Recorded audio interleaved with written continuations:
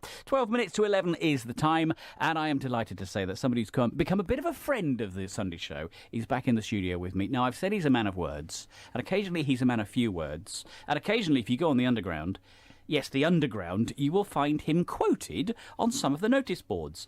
And they like doing this for James McInerney. Morning, James. Morning. You are a poet. You are a man of words. How on earth do you get your words on the notice boards and the advice boards on London Underground? Well, I kind of run a project, and my kind of aim was to get poetry in places that you wouldn't normally see it. Yeah. So commuters. So I reached out kind of to some of the stations thinking they'd say, no, it's a ridiculous idea. And they all loved it, embraced it. We've got the kind of underground going. We're daily at a kind of London Bridge station now. We've done Manchester Piccadilly, Charing Cross, and they're still being shared on the underground as well. And the fact that it is poetry and it's a few words, commuters have got time to file past, pick them up, and actually distill those words as they then head out of the underground station. Yeah, I mean, everyone's got a camera phone now, so they're kind of taking pictures, sharing them on social networking sites. I get tagged, and it's a really good thing, and they tag the stations in, and it kind of makes it silly, really. You're big on social media. Yeah, I do quite a few things. Busy, yeah. So busy. Do you now write with a view to social media, with a view to London Underground and millions of commuters here seeing your words? I do tend to do that now. A lot of my kind of new writing tends to be themed around destination, because a lot of them want destination. I wonder why. But yeah. But yeah, it's good. Poetry's changeable, so I mean, I change my work, and it's just been crazy, one of the projects that I do. And there's another project that you're working on to do with mental health, and you're working with some fairly well-known actresses as well. Yeah, I do a project to kind of highlight mental health through poetry, people that are going through it. Poetry's so relatable. I've just recently worked with Molly Lambert, who is Harley from Hollyoaks. That's coming up next week, and also Maxine Peake from Shameless and The Theory of Everything, who's voiced. Why does poetry work when prose doesn't? I think because poetry can kind of say a lot more than prose in a short amount of text. Prose tends to waffle on. We condense it down into a line or something. So it's easy to digest, maybe. The power of poetry. Well, keep an eye out for that one in that case. We've asked you to have a look at an awful lot of words, whether they're waffly or not. So what are you going to launch us with when it comes to the papers? You're looking apologetic. Yeah, I've got to say sorry for Brexit. No kidding.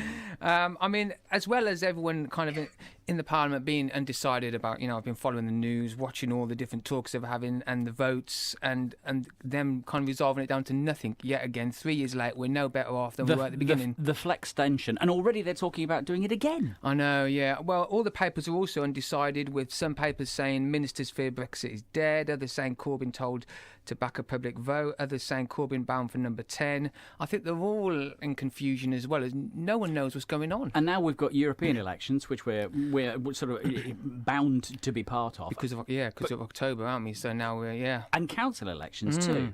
Be very interesting to see what the reaction is from the electorate to all of that. I kind of think personally, because they couldn't come to the decision, that it should probably go back to a public vote and have us decide again, because they've exhausted so many options. But the problem with that is, though, and certain politicians have said, are you just going to do this until you get the right answer? And there's some sort of sense in that kind of thing. We had our say, we said what we wanted.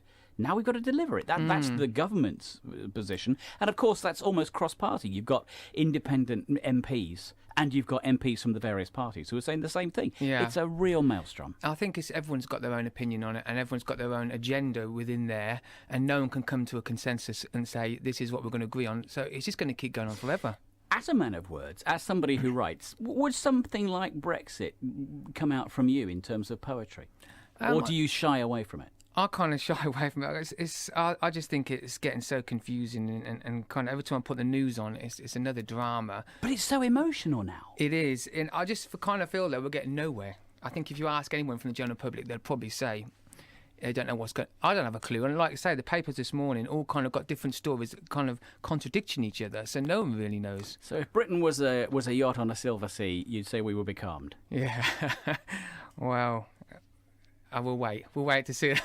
We need a bit of a storm, and there could be one brewing. Okay, all right. Well, that's Brexit, which is across all of the papers. Yeah. What else have you got? Well, this horrible kind of sad, tragic story of a kind of, again, people having dogs they can't control. This was a kind of boxer/bulldog breed. Unfortunately, a boy aged 10 has died in Cornwall on Saturday after the dog attacked The dog was seemingly in the caravan with him. The dog and the owner fled and were arrested later on.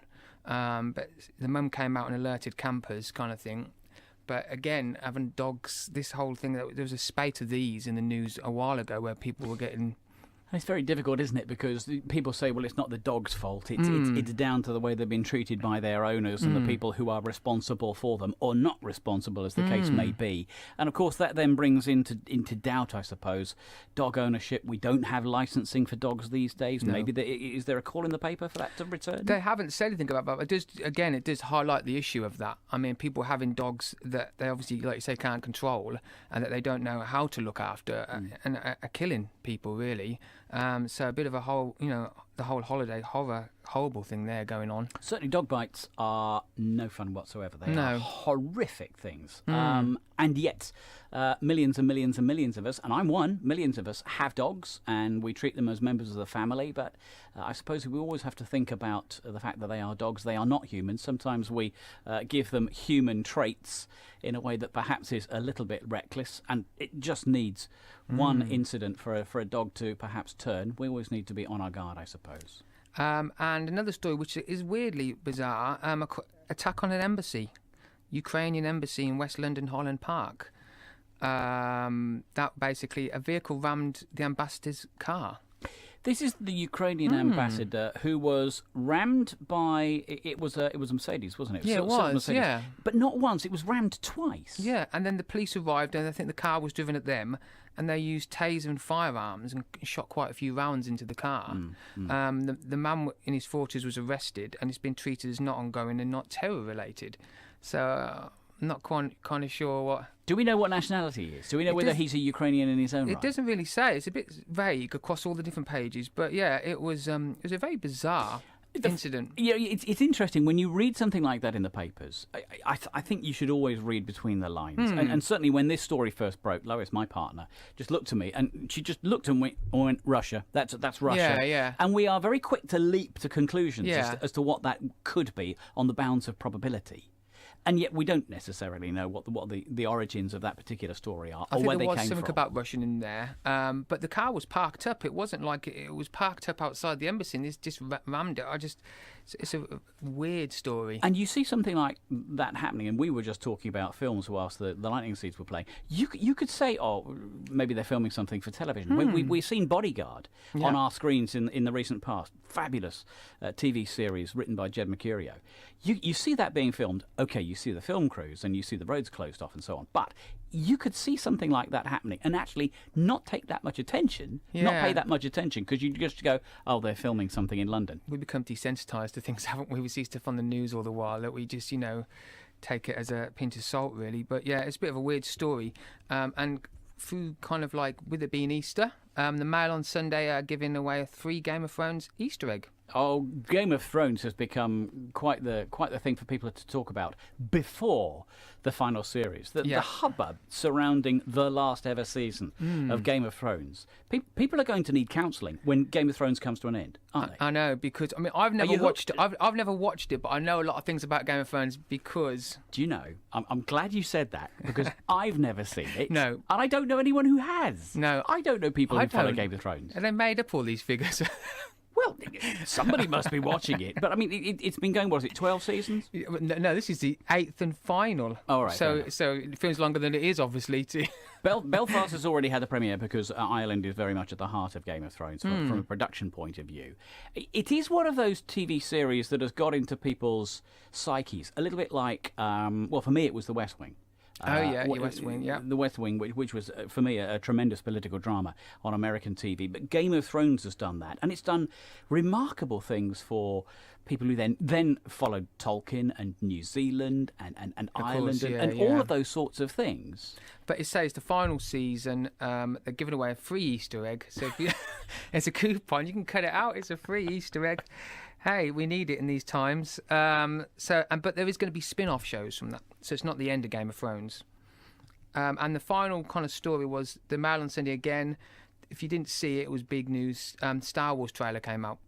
Yes, now the trailer came out, and Star Wars, well over 40 years ago, the very first Star Wars movie came out. And we were talking about movie franchises yesterday on The Breakfast Show. Star Wars has become, for some people, a bit of a religion. I mean, people call themselves Jedi by religion. People live their lives to a Jedi creed. There is, religion. Yeah, I've heard that. But this one is actually, Carrie Fisher appears in it 2 years after her death. Unused footage from The Force Awakens in 2015, which was never used. And it's brilliantly edited in as well, given that the lady herself is no longer with us. It's utterly credible.